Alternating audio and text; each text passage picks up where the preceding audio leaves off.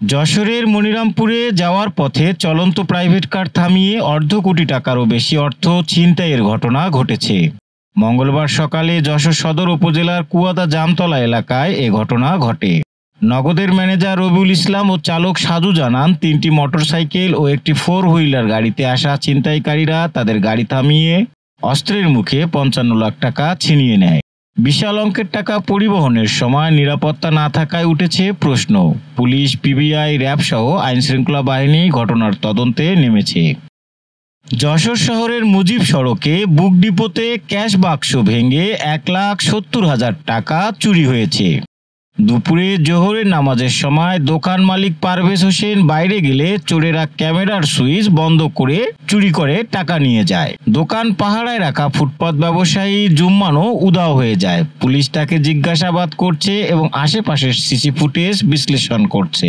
পরবর্তীতে পুলিশ জুম্মানকে আটক করে।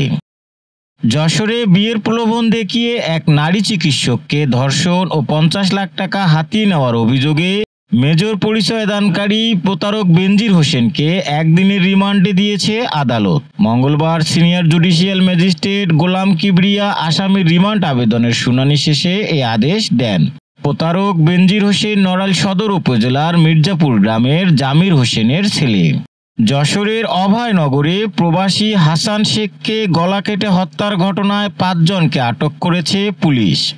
বন্ধুদের সঙ্গে আড্ডা দিয়ে বাড়ি ফেরার পথে নিখোঁজ হন হাসান। 2 দিন পর তার মরদেহ উদ্ধার করা হয়। লেনদেন ও ব্যক্তিগত বিরোধের জেরেই হত্যাকাণ্ড ঘটেছে বলে জানিয়েছে পুলিশ। মূল আসামি জয়নাল গাজী এখনও পলাতক।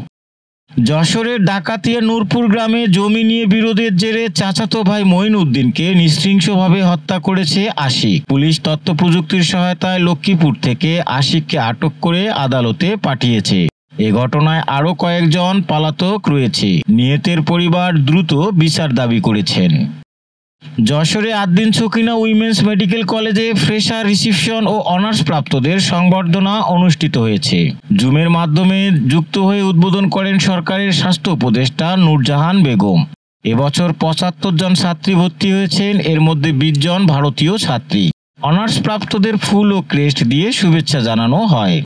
যশোর জেলা পুলিশের মাসিক কল্যাণ সভা অনুষ্ঠিত হয়েছে পুলিশ লাইন্স ড্রিল শেডে। সভাপতিত্ব করেন পুলিশ সুপার রৌনক জাহান। সভায় পুলিশের বিভিন্ন সমস্যা ও দাবির বিষয়গুলো আলোচিত হয় এবং ভালো কাজের স্বীকৃতিস্বরূপ 8 জন পুলিশ সদস্যকে পুরস্কৃত করা হয়। দেশ বিদেশের খবর সবার আগে জানতে ভিজিট করুন ratdennews.net।